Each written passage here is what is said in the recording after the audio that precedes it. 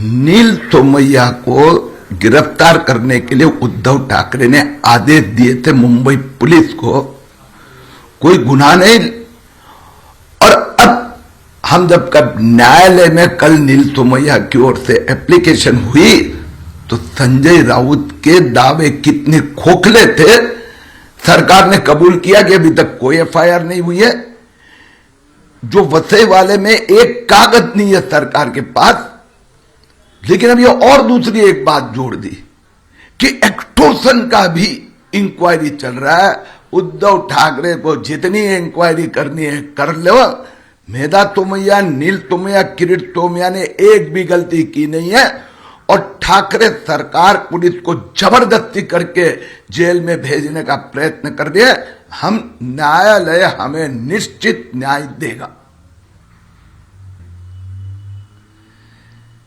नील तोमैयाला जेलमध्ये टाका असं उद्धव ठाकरेंच्या स्पष्ट आदेशानंतरही काल ज्यावेळी नील तोमैयानी न्यायालयात अर्ज केला तर ठाकरे सरकारने सांगितलं अजून एफआयआर झालेली नाही वसई प्रकरणात। आणि आणखीन एक खंडणीचा आरोप, ओ उद्धव ठाकरे साहेब तुम्हाला जेवढे आरोप करायचे करा, नील तोमैया, मेधा तोमैया, किरीट तोमैयाला जेलमध्ये टाकण्याचे तुमचे संजय राऊतचे आदेश असेल, आम्ही एक चुकीचे दमडीचं काम केलं नाहीये आणि म्हणून या माफिया सरकार खोट्या पद्धतीने जेलमध्ये टाकू शकते। नील तोमैयानी न्यायालयात अर्जी केली आहे, सोमवारी होणार सुनावणी। Now it is open secret, Uddhav Thackeray, Sanjay Raut has in last 15 days have exposed Kirit Tomaiya, Neil Tomaiya, Medha Tomaiya. We will send all of them behind the bar. But when yesterday Neil Tomaiya approached the court for anticipatory bail, the government has told judiciary that there is no FIR filed against Neil Tomaiya. Inquiry is going on. And now they have added one more extortion. I challenge Uddhav Thackeray. We have not done anything wrong and we are very much confident in judiciary. नवाब साहब ने कल्पना ही नहीं की होगी कि उनके जो आतंकवादी funding ये सब चीज बाहर आएगी, उसके कारण थोड़ा सदमा पहुंचा होगा। अस्पताल में भर्ती हुए हैं, जल्दी रिकवर हो जाए। लेकिन मुझे ये पूरा विश्वास है कि एजेंसी के पास सब सबूत है और न सिर्फ मनी लॉन्ड्रिंग, टेरर फंडिंग से लेकर बेनामी एस्टेट, ये सब जानकारी धीरे धीरे जनता के सामने आएगी। नवाब मलिक जी को अस्पताल में भर्ती किया गया है, जल्दी रिकवर हो जाए, शुभकामनाएं। मैं समझ सकता हूं अचानक उन्होंने सपने में भी नहीं सोचा था कि उनका टेरर फंडिंग, वो लिंक, वो लाभार्थी है, वो बाहर आ जाएगा, इसलिए सदमा पहुंचा है। लेकिन टेरर फंडिंग से लेके बेनामी इन्वेस्टमेंट, बेनिफिशियरी, ये सब चीजें बाहर आएगी। और ये क्या शरद पवार, उद्धव ठाकरे नाटक कर रहे हैं, रेजिग्नेशन नहीं देंगे। नवाब मलिक को तो सस्पेंड किया जाएगा। मैं पूरे कॉन्फिडेंस के साथ कहता हूं नवाब मलिक मंत्रिमंडल में नहीं रहेंगे।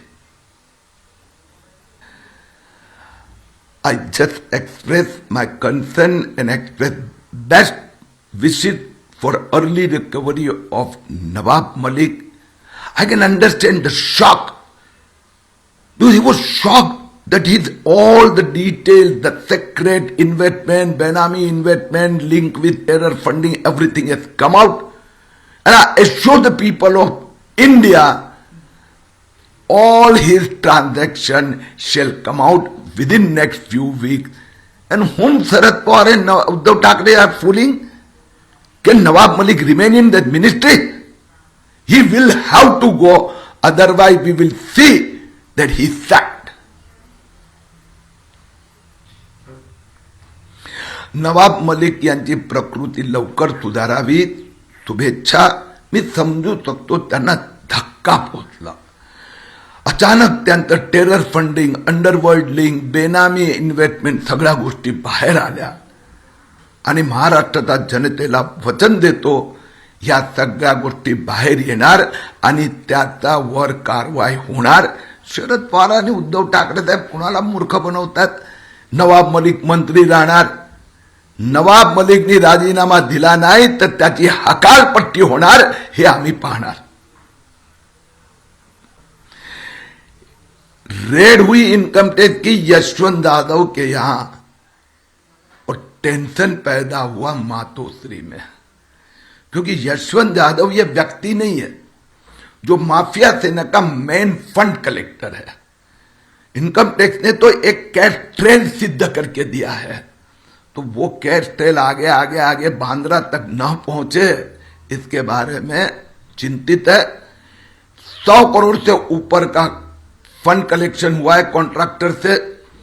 यशवंत यादव का 15 करोड़ का जो फुल प्रूफ डिटेल्स मैंने कुछ महीने पहले दी थी. अभी तो इनकम टैक्स आया है, फॉरेन में पैसे गए तो ईडी भी आ सकता है. बेनामी कंपनियों से, शेल कंपनी से पैसे लिए हैं तो कंपनी मंत्रालय भी आ सकता है. धाडी यशवंत यादवकडे आणि टेन्शन मातोश्रीमध्ये. मला काही समजत नाही. बहुतेक महापालिकाचा माफिया कॉन्ट्रॅक्टरचा पैसा हे यशवंत यादव द्वारा वांद्रापर्यंत येत असेल. काही महिन्यापूर्वी मी त्याचे सगळे पुरावे दिले होते आणि यात जसं बाहेर येते की पैसा यूएई फॉरेन कंट्रीमध्ये गेलाय म्हणून ईडीची एंट्री होऊ शकते. बोगस कंपन्या, बेनामी इन्व्हेस्टमेंट म्हणून कंपनी मंत्रालयाचे पण इन्व्हॉल्वमेंट होणार, कारवाई तो होणार. Income tax raided Yashwant Yadav's premises, but I could feel the tension in Matosri. It may be he was the main collector, fund collector of Shiv Sena from BMC. The cash trail may go toward Bandra. It is understood that the money also has been transferred to foreign country. Benami companies, shell companies, that the participation and involvement in investigation of ED and company ministry are expected. ABP माझा, उघडा डोळे बघा NEET.